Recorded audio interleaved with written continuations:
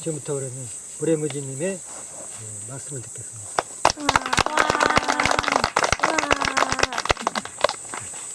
네, 원래 제목은 없었는데 아까 개구리님이 좀 적어보라고 해서 그냥 엉겹결에 적다 보니까 그렇게 됐습니다. 뭐 마틴 루터 킹 목사의 나의 자신의 꿈에 대한 연설 같은 내용도 아니고 매우 허접한 걸 준비했는데, 그래도 어쨌든 제가 꿈꾸고 있는 거를 드리는 말씀입니다. 되게 절실한 마음도 좀 담겨 있고요. 아마 듣고 나서는 꿈 같은 소리 하고 있네 뭐 이렇게 반응이 있을 것 같긴 해요. 말씀드리기 전에 사전 공지 두 가지 좀 드릴게요. 저희 곁찍이 무당벌레님이 최근에 다시 좀 아프기 시작했어요. 저희 어머니는 병 있는 거는 숨기지 말고 널리 알리라고 그러셨거든요. 왜냐하면 병을 치유할 수 있는 그런 방법들을 많은 사람들이 이렇게 조언해 줄 수 있는 기회가 생기니까요. 이제 뭐 류마티즘도 있고, 그 다음에 갑상선 저하 기능도 있고, 또 난 피부를 깨끗하게. 뭐도 있죠 또? 내 쪽에. 루푸스. 예, 루푸스도 있고, 지금은 축농증이 매우 심해서 뭐 수술을 할 수도 있다. 대학병원에서 그런 진단도 받고. 루푸스가 뭐야? 루푸스는 이제 자가 면역 질환 중에 가장 큰 건데요. 우리 몸속에 세균이 침투하면은 면역 기능이 작동하잖아요. 근데 세균을 공격해야 할 이 면역 기능이 착각을 해가지고 근데 콩팥, 벌레 먹이고 뭐 다른 장기를 공격하는 거예요. 그러니까 면역 기능에 이상이 생긴 거죠.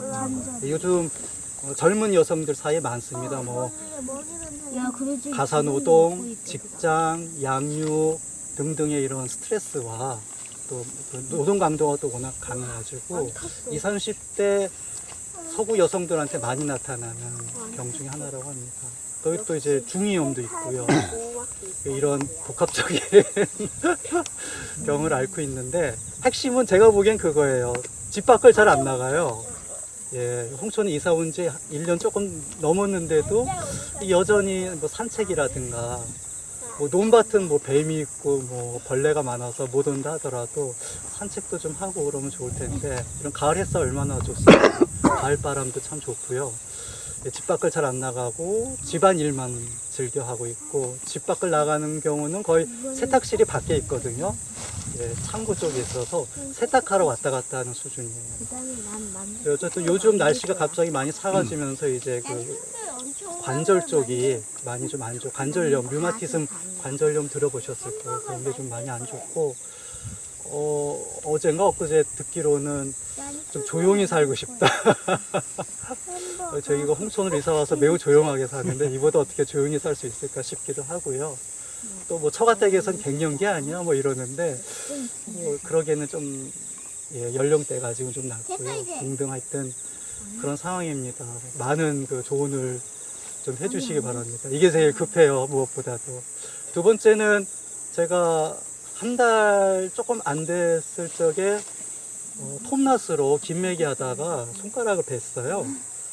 근데 역시 자연농은 이제 위험한 기계를 다루지 않긴 하지만, 또 농작업에는 또 이제 농기구 필요하고, 또 농기구 사용할 때는 뭐 개구리님이 종종 하시는 말씀인데 늘 깨어 있는 거. 아무리 서둘러야 할 일이 있다 하더라도 늘 이제 깨어 있고 또 적정한 긴장감을 갖고 있어야 된다는 걸 요번에 좀 깨달았습니다.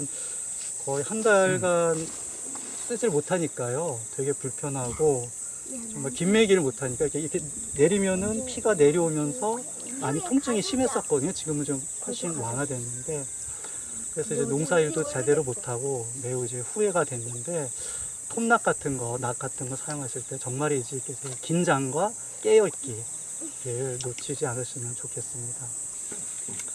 네, 자기소개를 할게요. 여기 새로 오신 분도 계신데, 저는 별명이 모래무지입니다. 모래무지는 하천에 사는 아주 평범한 물고기죠. 예전에 이 별명을 지은 게 가만히 이제 생각해 보니까 하이텔인가 뭐 천리안 동호회 활동을 아마 처음 시작했을 때예요. 90년대 초반 같은데 한 20년 넘게 써온 별명이 돼버렸네요. 모래무지는 제가 낚시를 좋아하기 때문에 그냥 민물고기 중에 하나로 그냥 선택해서 붙여본 건데 이 나중에 되돌아보니까 매우 탁월한 선택이었던 것 같아요. 모래무지는 되게 길쭉하거든요. 저도 상당히 길쭉하죠. 이제 키가 큰 게 아니라 긴 편입니다. 그리고 모래무지는 입이 툭 튀어나왔어요. 저랑 또 외모가 상당히 비슷하고요.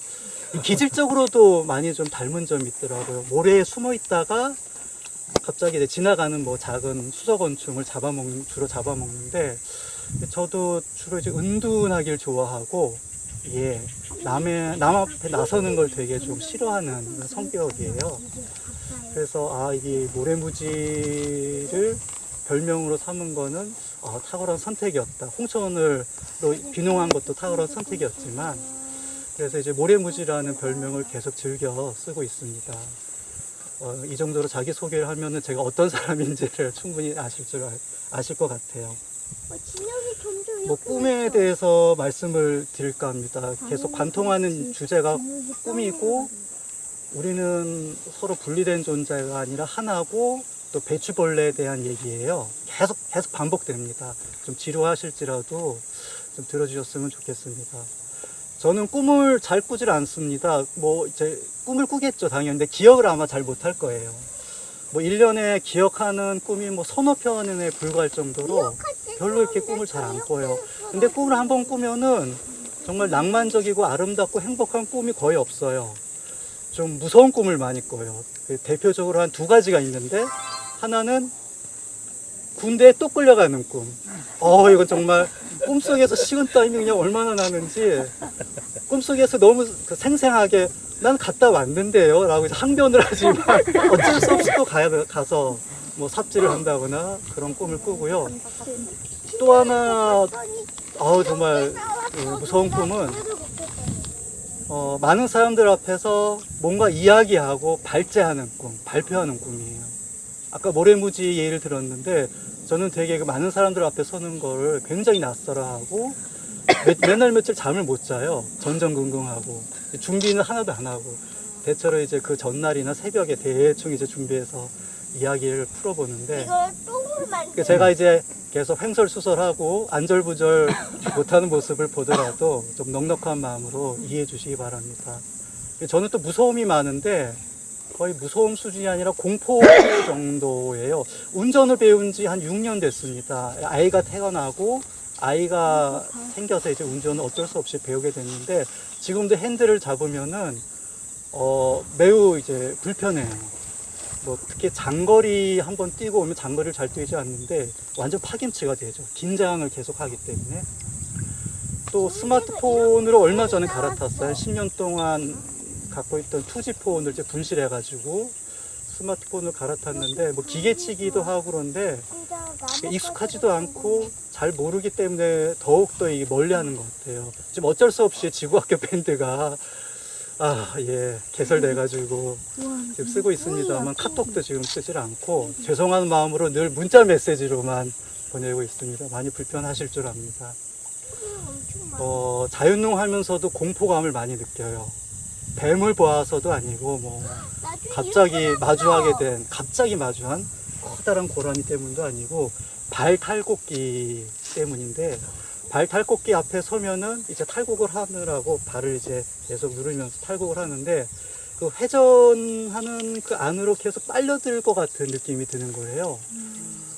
그 옆에서 이제 개구리님은 빨리 하라고, 제대로 하라고 자꾸 쭉 하시는데, 이게 마음이 뭔가 따로 노는 거예요. 자꾸 막 몸은 뒤로 가는데 어떻게 할 수도 없고, 손은 계속 떨리고요.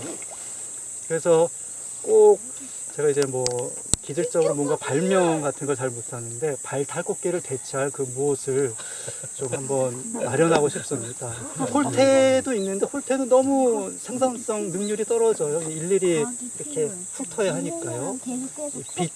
빛처럼 생겨가지고 거기에 이제 꽂아가지고 별을 이제 훑는 걸 홀태라고 하죠. 그 외에도 좀 무서움을 많이 타죠. 엘리베이터 타는 것도 싫어하고요. 또 차를 타더라도 꼭 창문을 열어놓습니다. 창문을 닫을 일이 있으면 환기구라도 열어놔요. 폐쇄 공포증도 좀 있는 것 같아요.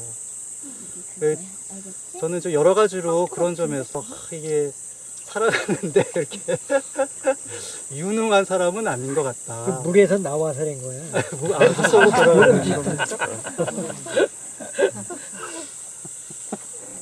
그래서 역시 뭐니 해도 이제 진정한 공포는 군대 다시 끌려가라든가 뭐 많은 사람들 앞에서 이렇게 얘기할 때는 이제 웃는 낯으로 말씀드리지만 되게 떨고 있어요. 지구학교 이전 발표자들의 말씀을 너무 잘 들었어요. 너무 흥미롭고 재미도 있었고 게다가 감동까지 있었단 말이죠. 아, 어떻게 저렇게 감동까지 있는 이야기를 할 수 있을까? 나는 정말 지지부진하고 별로 이렇게 재미도 없는 얘기만 해왔는데 근데 그건 아마도 뭐 발표를 하신 분과 그 듣는 분의 어떤 공감대가 아마 형성돼서 그러지 않았을까. 발표하시는 분의 고민이 바로 나의 고민이고 어떤 발표하신 분의 선택이 나의 선택일 수도 있다. 그런 공감대가 있었기 때문에 아마 이제 감동도 전해졌을 것 같아요. 저는 이렇게 솔직담백하게 자신의 민낯을 드러냈던 이전 발표자들을 보면서 저도 맞아, 그게 바로 나야. 그렇지, 나도 저랬었고 또 저럴 수도 있었지. 그래서 그 발표자와의 이제 어떤 일체감, 동질감을 많이 느낀 적이 있었습니다. 뭐 자연농잉을 접하면서 장일순 선생의 이야기도 자주 이제 듣게 되고 개그루님 통해서도 듣게 되는데 뭐 장일순 선생님의 말씀을 모은 책 중에는 단연 이제 좁쌀 하나리 가장 유명하죠. 근데 그것 못지않게 또 재미난 책도 하나 있죠. 제목 자체가 나는 미처 몰랐네 그대가 나였다는 것을. 책 제목 자체도 말씀을 그대로 책 제목으로 옮겨놓은 것 같은데요. 사실 이제 저도 이제 자연농 지구학교 경험을 통해서 나와 내 주변의 이웃에 계신 분과 여기 있는 풀, 나무, 벌레 또 아직은 부족하지만 이 지구별과 우주가 서로 분리되지 않고 하나다, 일체감, 동질감을 차츰차츰씩 좀 느껴가는 것 같아요. 그리고 여러분들도 아마 그런 과정이 있지 않을까 생각을 합니다. 개구리님 제안에 따라서 우리는 각자 동물 닉네임 별명을 하나 지었죠. 뭐 그렇지 않으신 분도 아직 계시긴 합니다만 그 취지 자체가 이제 동물의 눈으로 인간과 세상을 좀 바라보자였죠. 그런 눈으로 사실 바라보고자 노력을 하다 보니까 인간도 여러 벌레 중에 하나, 어쩌면 가장 무서운 벌레일 수도 있겠다라는 생각을 갖게 되고요. 이런 깨달음이 사실 자연농이 우리한테 주는 어떤 행복한 선물이 아닐까 생각을 합니다. 또 다른 한편으로는 이런 깨달음이 자연농이 우리한테 주는 준엄한 또 경고일 수도 있지 않을까라는 생각도 듭니다. 어제 제가 이제 곁치기 무당벌레님한테 도대체 무슨 얘기를 해야 돼? 큰일 났네. 그러니까 이제 무당벌레님이 당신 꿈 얘기나 해 그러더라고요. 그래서 나는 꿈을 잘 안 꾸고 꾸더라도 공포감에 휩싸이는 꿈을 꾸는데 무슨 꿈을 얘기해야 될까? 그래, 홍천에 오게 된 이유, 나는 어떤 꿈을 꾸면서 이 홍천에 왔고 여기서도 어떤 꿈을 꾸고 있는지를 좀 말씀드려야겠다는 생각이 들었습니다. 저는 종종 저희 밭에서 이제 배추벌레를 잡는다거나 요 근처 학교에서 탁구를 치거나 아니면은 이 원두막에 이제 개구리님 몰래 원두막에 이제 두 다리 쭉 뻗고 누워서 이제 그런 질문을 자주 해요. 그건 뭐 이제 제가 홍천에 왜 왔는지 후회스러워서가 아니라 그냥 내가 무게중심을 잘 잡고 지금 살아가고 있는지를 이제 본인한테 하는 질문이에요. 나는 왜 홍천에 왔을까? 제가 시골에서 살게 되니까 주변 분들이 자주 그런 질문을 하세요. 시골살이 어때? 그래서 저는 뭐 서슴없이 대답을 합니다. 여기는 천당입니다. 라고. 정말이지 이제 논이나 밭에 있을 때 바람이 불어오는 소리가 들리고 그 소리가 나뭇가지야 나뭇잎을 샥샥 흔들면서 제 볼을 때리고 이제 지나가는 그런 경험을 가끔씩 해요. 그때는 막 가슴이 뻥 뚫리고 이제 무릉도원이 따로 없더라고요. 그래서 저는 그런 경험을 아직 못하신 분이 계시다면은 한 번쯤 이런 논밭, 그리고 숲밭 가꾸시면서 그런 경험을 꼭 하시길 좀 제안드립니다. 자연농은 어때? 할만해? 이러는데 뭐 이제 여기가 천당이니까 천당에서 못할 일이 없고 힘든 일은 없어야 되는데 좀 힘들어요, 솔직히. 근데 뭐 딱히 다른 게 힘든 게 아니라 요즘 제일 힘든 게 사실 이제 배추벌레하고 고라니 때문에 많이 힘들어요. 마음이 아주 불편하고 부하 같이 밀고 이런 내 자신을 되돌아보면서 난 자연농할 자격이 있나. 저희 논을 지금 밭으로 만들고 있는데 아직 자연농 1년 차고 그 생태적인 어떤 질서가 잘 자리 잡질 않아서 배추벌레의 천적이 별로 없는 것 같아요. 예. 여기 개구리님 밭에 배추 구멍 뚫린 건 진짜 약과예요. 뭐 한번 한 30분 정도 살짝 훑으면은 한 100여 폭이 되는데 뭐 100마리 잡고요. 2, 3일 뒤에 또 100마리 잡아요. 뭐 사마귀라든가 잠자리 뭐 가끔 보이긴 하는데 아무래도 주로 이제 뭐 늑대거미라든가 뭐 노린재 이렇게 좀 배추벌레를 직접적으로 이제 잡을 수 있는 천적이 좀 많아지고 다양해지면 좋을 텐데 그러지 못한 상황에서는 어쩔 수 없이 김장하려면은 핀셋으로 좀 일일이 잡아내고 있습니다. 근데 이게 절대 쉽지가 않더라고요. 특히 똥이 엄청 굵고 많이 있는 배추속이 있어요. 이거 어마어마한 녀석이다. 커봤자 3cm인데 어마어마한 녀석이다. 이 잡듯이 잡죠. 대개는 걸리는데 못 잡는 경우가 있어요. 그땐 정말 막 화가 치밀어 올라가요. 내가 정말 자연농할 자격이 없구나라고 늘 생각하면서도 막상 핀셋을 집어들면 거의 사냥꾼 같은 자세를 취하거든요. 고라니는 정말 뭐 어떻게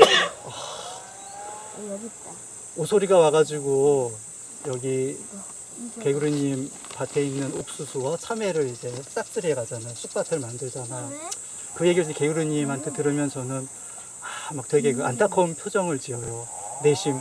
근데 뭐 자연농이 그렇지 뭐 그렇게 넘어왔는데 막상 고라니가 이제 팥과 콩, 새순이 올라오는 걸 쪽쪽 다 따먹고 저를 보고 도망갈 때 배추와 무를 밟고 겨를 짓밟고 도망갈 때면 야 고라니 너 고랑으로 다녀야지 어떡하는 거야 하지만 물리 그냥 무참히 짓밟고 사라지는 게 정말 일주일에 2-3번 꼭 그런 일이 발생해요.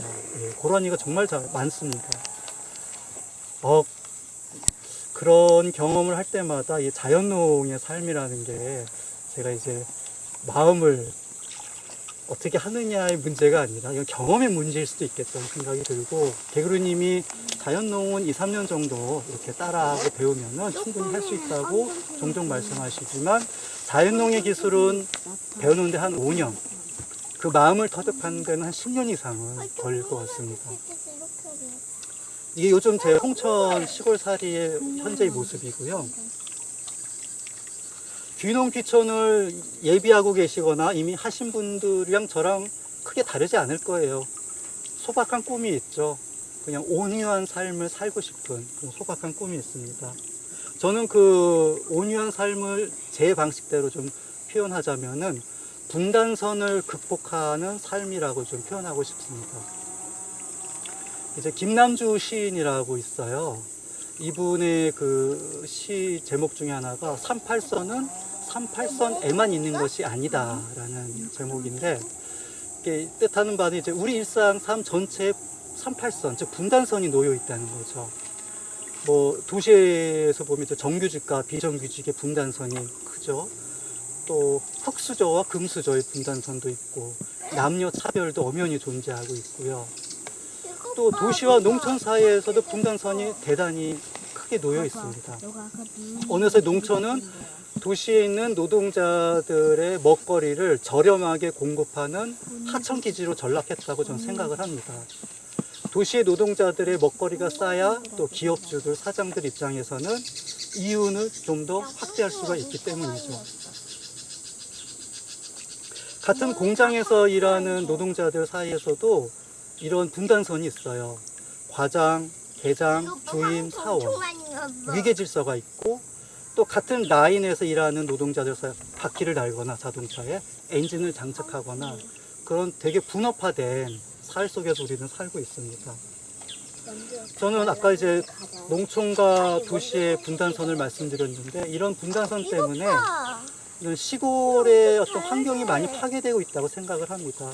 불가피하게 대량으로 값싸게 먹거리를 제공해야 되기 때문에 뭐 제초제를 사용한다거나 혹은 뭐 농약을 쓰는 게 농부들의 어떤 그 잘잘못이라고 표현할 수는 없다고 생각해요. 그리고 우리 아이들도 20년 가까이 교육을 받아오지만 정작 삶에 꼭 필요한 교육을 받고 있는지 잘 모르겠습니다. 그들은 이 자본주의 체제에 작동하는 어떤 부품으로서의 역할을 하기 위한 기술과 교육을 받는 거지 자기가 스스로 무엇을 먹을지 자기가 잠잘 공간을 스스로 마련할 수 있는 능력 자기 삶을 스스로 결정할 수 있는 그런 경험들을 저는 배우지 못하고 있다고 생각합니다. 저는 자연농이 전하는 메시지에는 우리 삶을 상당히 황폐하게 하는 이 분단선을 극복하는 내용이 가득 차 있다고 생각을 해요. 즉, 풀과 벌레를 적으로 여기지 않는다는 것만으로는 대단하고 또한 이 숨은 원이라고도 표현하는데 이런 풍부한 숨은 원이 있어야만 우리 삶도 매우 풍요로울 수 있을 거라는 것도 이제 자연농이 우리한테 말해주고 있죠. 지구학교 이제 다음 달 주제가 그거더라고요. 나는 왜 지구인가? 아닌가? 지구는 왜 나인가? 까먹었습니다. 앞뒤가 중요한 게 아니라 둘 다가 이제 아마도 뭐 들어보진 못했습니다만 내용은 지구와 나는 이제 분리되지 않는 하나라는 그런 내용일 거라고 예상을 하고 있고요. 장일순 선생도 그런 의미에서 당신과 내가 하나라고 말씀하신 것 같습니다. 그 추석 연휴 때 이제 불교 방송을 우연히 듣게 됐는데 화엄경에 대해서 얘기하는 순서가 있더라고요.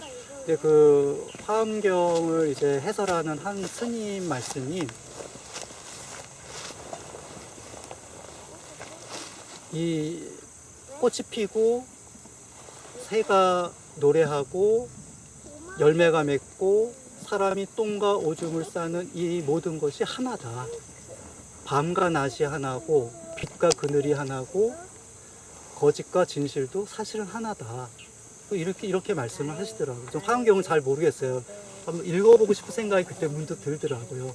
대승불교의 그 최고의 경전이고 그 대승불교 운동을 활성화시킨 데 매우 크게 기여한 경전 정도로만 알고 있지 내용이 쭉 들어보니까 참 좋더라고요.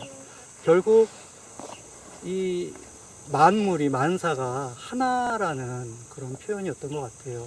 또 자본주의에 대해서 탁월하게 비판했던 칼 마르크스라는 혁명가도 자연과의 관계 속에서 또 사회와의 관계 속에서 인간을 파악을 했거든요. 인간이라는 게 어딘가 딱 뚝 떨어져 존재하는 게 아니라 여러 관계망 속의 하나로 이제 파악을 했었습니다. 저는 홍천에 왜 왔을까를 이제 늘 되돌아보면서 그런 결론에, 잠정적인 결론에 도달하는데 아마도 여러 관계망 속에 위치해 있는 내가 어디쯤에 있는지를 잘 인식하고 잘 실천하기 위해서 아마 내가 홍천을 선택한 것은 아닐까라는 생각을 자주 합니다. 저는 모두가 농부가 되어야 한다고 생각을 해요. 다들 이제 그런 얘기를 사실은 이제 공개적으로는 처음 하는데요. 별로 현실성 있지 않다고 생각하실지 모릅니다. 저는 농부가 아닌 사람의 분단선이 저는 극복돼야 된다.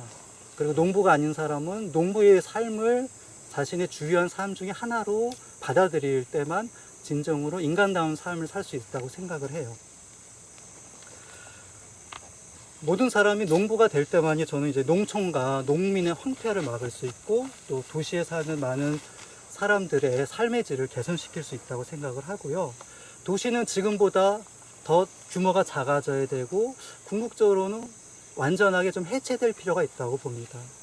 그리고 도시민들한테는 농지가 무상으로 또는 뭐 매우 저렴하게 유상으로 분배되어야 하고, 농민들은 다른 사람들이 먹거리를 생산하기 위해서 써야 했던 자신의 노력과 시간을 자신의 삶을 위해서 쓸 수 있으면 좋겠습니다. 요즘 한창 도시농업이라는 게 뜨고 있는데요. 도시농업이 이런 길을 만약 가지 않는다면은 어쩌면은 유리온실 속에서 수경재배하는 데 자족하는 농업이 될지도 모른다는 생각을 합니다. 저는 또 자연농의 앞날에 대해서도 가끔씩 생각해요. 자연농 1년 차고 귀농한 지 이제 1년 조금 넘은 사람이 자연농 앞날을 생각한다는 게 이제 어불성설이긴 합니다만, 현재 유기농은 싹을 틔운 것 같아요. 한국의 현실을 보면은 싹을 틔웠고, 자연농은 이제 막 씨를 우리가 뿌리고 있는 느낌이 들어요. 제가 2년 전에 서울에 살았던 아파트 근처에 이제 텃밭을 했었는데요. 그때 그 풀 멀칭이라고 하죠. 예, 풀 멀칭을 한 텃밭이 제가 했던 데하고 또 한 곳, 두 군데밖에 없었어요. 근데 얼마 전에 다시 그곳을 방문했는데 가만히 세어보니까 7군데가 하더라고요. 그리고 그 7군데 중에 또 2곳은 풀을 키우기까지 해요. 이 도시 텃밭에서 풀을 멀칭한다거나 풀까지 키우는 거는 되게 어려운 일이에요. 왜냐하면은 매우 좁은 공간에 여러 명의 도시 농부들이 다닥다닥 붙어서 이제 농사를 짓잖아요. 그러니까 당장 자신들한테 피해오는 것을 우려해서 매우 압력을 주거나 눈치를 주거든요. 저도 여러 번 그런 걸 경험했거든요. 근데 이제 풀까지 키울 정도가 된다는 거는 뭐 자연농이 뭐 대중화됐다라고 결코 볼 수는 없지만, 그러나 그런 소수 사람들의 진지한 시도가 지금 꽤 많이 이루어지고 있구나라는 느낌이 듭니다. 1,500평 정도 되는 그 텃밭에 해봤자 7곳이니까 한 70평도 안 돼요. 아직 소수긴 하죠. 그러나 2013년도쯤에 제가 자연농을 처음 접했을 때와 비교하면은 지금 인터넷에서 자연농, 자연재배 혹은 뭐 자연농법을 검색하면은 2013년도와는 비교할 수 없는 다양한 실험과 이야기들이, 자연농에 대한 이야기들이 많이 나오고 있어요. 그만큼 많은 사람들이 관심을 갖고 실천을 하고 있는 것이라고 저는 생각을 합니다. 하지만 이런 좀 대중적인 확산의 가능성을 보이고 있는 자연농의 앞날이 저는 결코 밝다고만은 볼 수 없다고 생각합니다. 유기농의 첫 출발도 사실은 관행농에 대한 비판에서 출발했고, 또 몇 가지 의미 있는 유기농의 원칙들을 세웠었어요. 하지만 결국 그 이윤을 좀 더 많이 남겨야 한다는 논리 앞에서 규모가 커지고 대형 기계를 사용하고 또 적정 규모를 벗어난 방식의 그 농사를 짓게 되어버렸죠. 자연농은 유기농에 비할 바 없는 대단히 근본적인 문명 비판의 시각을 갖고 있기 때문에 쉽게 유기농처럼 이윤의 논리에 굴복하고 상호 팔기를 갈 거라고 보지는 않습니다. 그러나 알 수는 없는 거죠. 소수 부자들만을 위한 먹거리로 전락할 수도 있고요.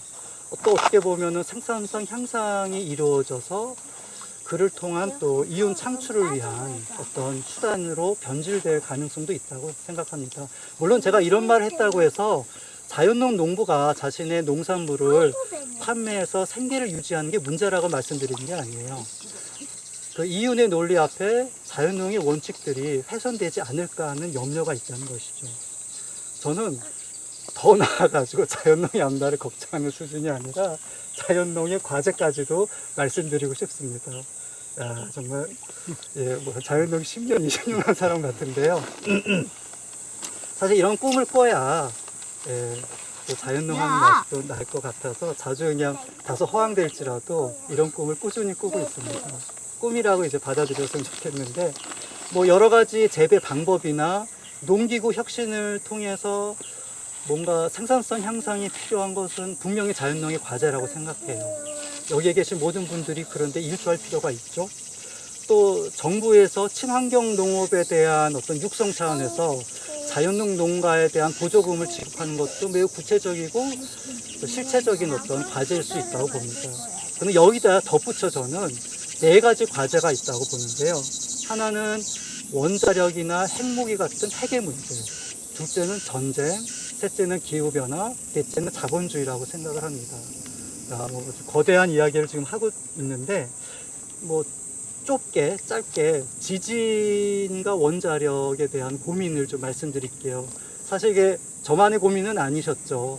지난 한 달 동안에 벌어졌던 한국에 살고 있는 모든 사람들의 주된 고민이었고, 가장 인근의 대구에서 오신 우리 오리님과 그 가족과 대구 시민들은 지금 노이로제에 걸려 있는 상태로 합니다. 집이 무너져서 깔릴까가 걱정이 아니래요. 원전 사고가 날까 걱정이라고 합니다.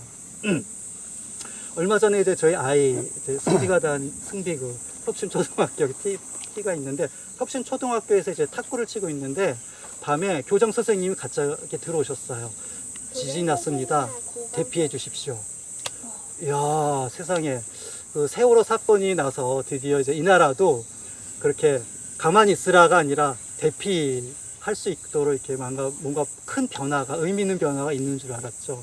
되게 이제 교장 선생님이 고맙더라고요. 밤에 오셔서 이렇게 말씀해 주시길래. 근데 이제 뉴스를 보니까 그게 아니더라고요. 경주와 대구 경북 지역의 많은 학교에서 야자라고 하죠. 야간 자율 학습을 학생들이 항의 속에서도 그대로 진행 학교가 대부분이었다고 해요. 그리고 나중에 다들 이제 느끼셨겠지만, 뉴스를 보면 아시겠지만, 이제 정부의 무책임, 무능력이 아주 또 속속 드러나가지고 많은 사람들이 이제 울분을 토하고 있습니다.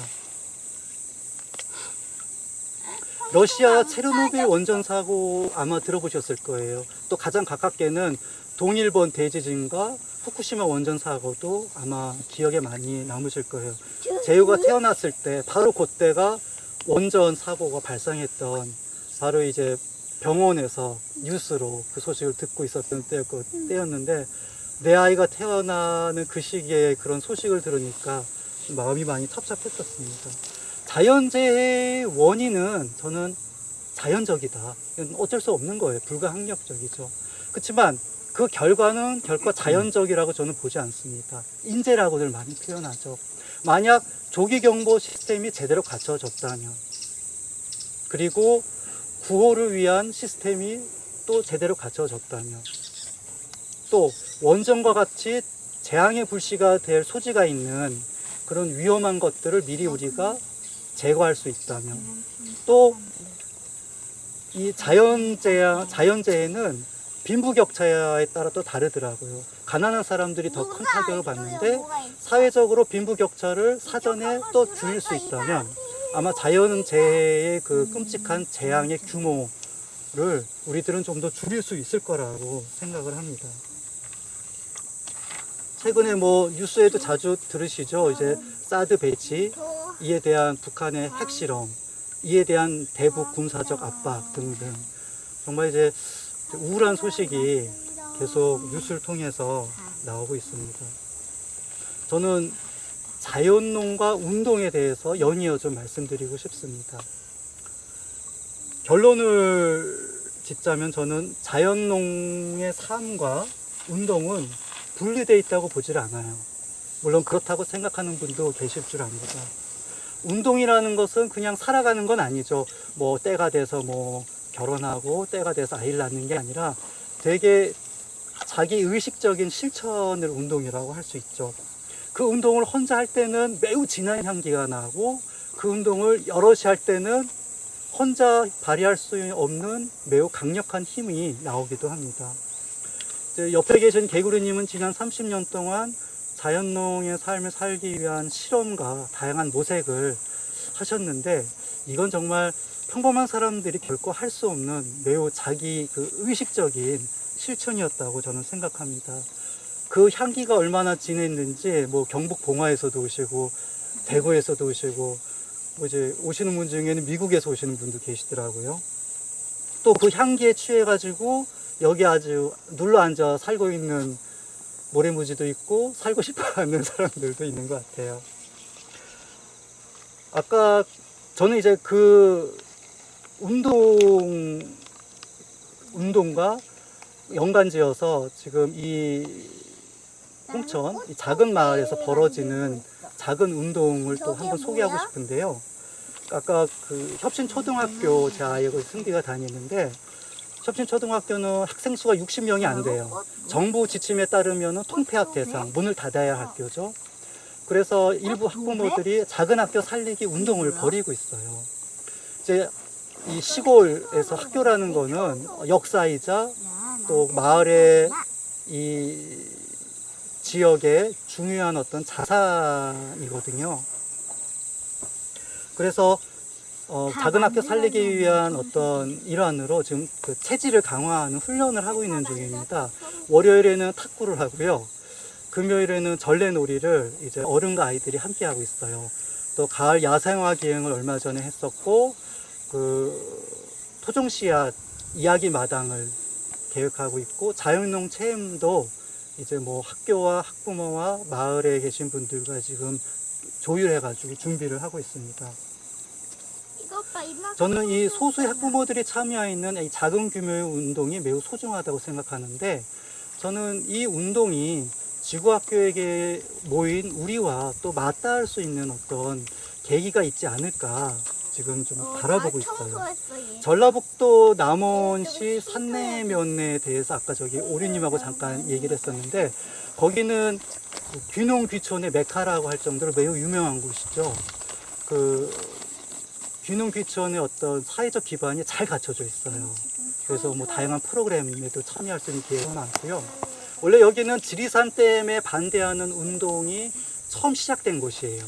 그리고 지리산 댐 반대하는 운동의 어떤 정신을 잇고자 칠상사라는 절에서 이제 귀농학교를 열었고, 그 귀농학교에 참여했던 많은 참가자 중에 일부가 산내면 아예 그냥 눌러 앉아서 이제 살면서 마을이 형성되고, 그러면서 어떤 대안적인 삶의 어떤 모습을 보여주는 곳이 되었는데, 저는 이곳 자연농 배움터인 지구학교 이제 참가자들 중에 일부가 뭐 이곳에 저 농지가 있는지 여기서 한번 농사 짓고 자연농의 삶을 살고 싶어 하는 분들이 좀 있다고 생각하는데, 저는 이런 분들의 어떤 그 새로운 삶, 대안적인 삶에 대한 어떤 기존 틀을 벗어난 생각과 또 지역 주민들이 벌이는 작지만 소중한 운동이 함께 만날 수 있다면은 뭐 좀 더 나은 어떤 그 대안적인 삶을 우리가 만들어 내가는데 좀 좋은 자양분이 되지 않을까, 지금 사실 좀 기대감을 갖고 있고요. 어떤 사람은 책을 읽다가, 또 어떤 사람은 깊은 사색을 하다가, 또 어떤 이는 뭐 유레카하면서 이제 목욕탕에서 목욕하다가 뛰쳐나오기도 하고, 그런 특별한 체험, 자각의 기회를 개별적으로 갖기도 하고, 그러나 이런 체험, 특별한 체험과 자각의 기회는 개별적일 뿐만 아니라 때로는 집단적인 각성으로도 또 발생하기도 하는데, 종종 우리는 이걸 대중운동이라고 합니다. 나비 문명의 저자인 마사키 다카시는 현재 동일본 대지진과 원전 사고 이후에 일본 청년들 사이에서 하나의 뭐랄까요, 멘토 역할 같은 역할을 한다고 하더라고요. 또 뭐 자연농 농부이신 가와구치 요시카즈 역시도 그런 어떤 일본 청년들 사이에 나름 인기 있는 인물 중에 하나라고 합니다. 이 마사키 다카시 역시도 젊은 시절 한 20대에는 1960년대를 보냈는데, 마사키 다카시 역시도 1960년대에 격정적인 거대한 운동의 어떤 흐름을 온몸으로 받았던 그런 사람이기도 합니다. 당시 1960년대는 미국에서는 민권운동이라든가 반전운동이 매우 격렬하게 대중적으로 일어났었고, 뭐 프랑스나 독일과 같은 서유럽에서는 학생과 노동자들이 서유럽 자본주의 체제를 뒤흔들 만한 엄청난 파업과 반란을 일으켰던 시기였거든요. 저는 마사키 다카시가 우리들한테 지금 전하고 있는 생명평화의 사상이라든가 국경의 틀을 뛰어넘는 국제주의 정신은 바로 그가 20대에 보냈던 1960년대의 국제적인 어떤 거대한 어떤 그 운동의 정수를 잘 요약해서 보여주고 있다고 생각을 합니다. 우리 역시도 기존 틀을 벗어난 새로운 삶을 꿈꾸고 있기에 지구학교에 모였는데요. 또 이 지역, 앞에 소개해드린 이 지역의 부모들은 소수지만은 그 작은 학교의 문을 닫으려는 정부의 나쁜 결론을 뒤바꾸기 위해서 작지만 소중한 행동에 나서고 있습니다. 꽃밭을 저는 이 만들 같은 거야, 꽃밭. 생각과 실천이 만날 수 있는 기회가 조만간 오기를 좀 꿈꾸고 있습니다. 애벌레는 언제까지나 애벌레로만 살질 않죠. 기존 틀을 벗어나고 결국 뭐가 되죠? 사방. 나방. 나비. 예. 나방 또는 나비가 됩니다. 나비가 된다 그러면 좀 나방이 섭섭해하겠죠? 네, 나방도 됩니다. 아마도 이 나비 문명이라고 일컬어지는 거는 새로운 기존 틀을 벗어난 새로운 이제 문명을 말하는 거겠죠. 그리고 이 지구학교는 어쩌면 그런 새로운 문명을 같이 토론하고 실천하는 그런 자리가 아닐까 생각합니다. 이 자연농 배움터인 지구학교는 더 나은 세상을 꿈꿨던 개인 혹은 소수의 운동, 어쩌면 거대한 대중적인 운동의 연장선 상에서 있는 것이 아닐까. 그리고 그런 삶을 꿈꾸고자 하는 그 다음 세대를 위한 디딤돌 역할을 하는 것은 아닐까라고 생각을 합니다. 바로 그렇기 때문에 저는 자연농과 운동은 결코 분리되지 않는다고 보고 있고요. 끝으로 분리되지 않는다는 생각. 예, 끝으로 분리되지 않는다고? 제가 아까 말씀드린 배추벌레를 핀셋으로 막 그리고 너무 집요하게 잡았던 제 자신을 이 자리를 빌어서 참 반성하고 있습니다. 저 자신 역시 이 지구라는 배추에 기대어 살고 있는 애벌레인데 말이죠. 이상으로 좀 발표를 마치고요. 네, 끝까지 들어주셔서 감사합니다.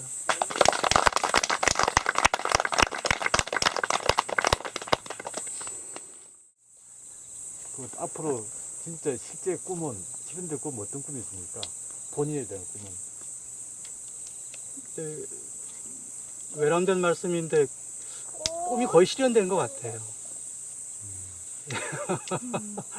이제 좀 더 이제 뭐 더 보완하거나 개선하거나 그런 것 같고요. 꿈이 실현된 것 같아서 매우 행복합니다.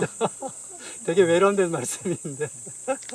자연은 농부로 사는 거? 예. 자연농 농부로 살 수 있게 된 것 자체가. 물론 이제 해야 할 것들이 많죠. 집도 지어야 되고, 기술도 익혀야 되고, 등등등. 일단 저는 온전한 의미의 자연농 삶은 자본주의에서는 가능하진 않다고 봅니다.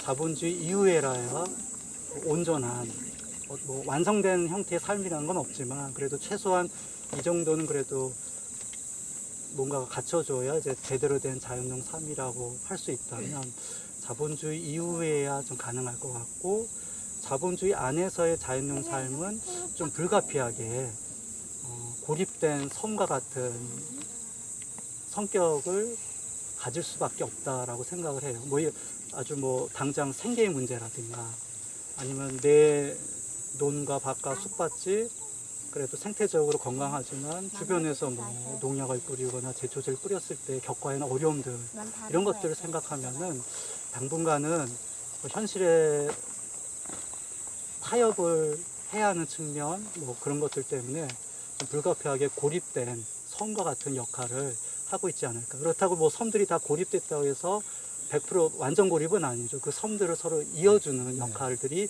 있다면은 숨통도 트이고 그런 섬들이 좀 더 이제 바다에 이제 완전히 그 고립돼 있다는 느낌이 들지 않을 수 있기 때문에 좀 도움이 줄 거라고 생각을 하고요. 개인적인 경험은 죽음에 대해서 솔직히 뭐 아주 무섭다 두렵다고 느낀 적은 없었는데 그래도 좀 싫었거든요. 근데 자연농을 접하면서 죽음에 대해서 되게 좀 더 초연해진 것 같아요. 예. 내가 어디서 왔는지가 그렇게 궁금하지도 않고 어디로 갈지도 이렇게 막 뭐 제 마음을 불편하게 할 정도로 뭐 두렵거나 그렇지 않고 되게 평온함을 느끼고 있거든요. 이제 그런 것만 하더라도 이제 모두가 하나인 거고 숨은 원의 원리 속에서 우리가 좀 더 살아있을 때조차도 좀 더 서로 싸우지 않고 이렇게 전쟁을 하지 않고 우애롭고 협력적으로 살아갈 수 있지 않을까 하는 삶의 어떤 가능성을 이제 자연농이 보여주고 있는 것 같아서 그래서 되게 기쁘게 생각합니다. 저도 두 가지 딜레마에 늘 봉착을 하는데요. 하나는 자연농으로 먹고 살아야 되느냐, 아니면 자연농은 자연농 삶을 그대로 두고 이 자연농 삶을 유지하기 위해서 다른 일을 할 거냐. 이제 계속 딜레마에 있습니다. 이제 도시에 살 때 그런 얘기를 하죠. 운동을 하면 뭐니 먹을 게 나오냐. 당장 나오진 않죠.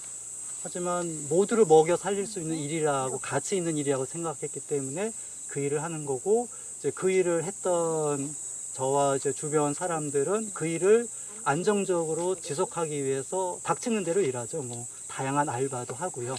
예. 뭐 능력이 되면은 과외도 하고, 뭐 주차 아르바이트도 하고요. 뭐 하다못해 뭐 삼성 반도체에 다니던 사람도 있고요.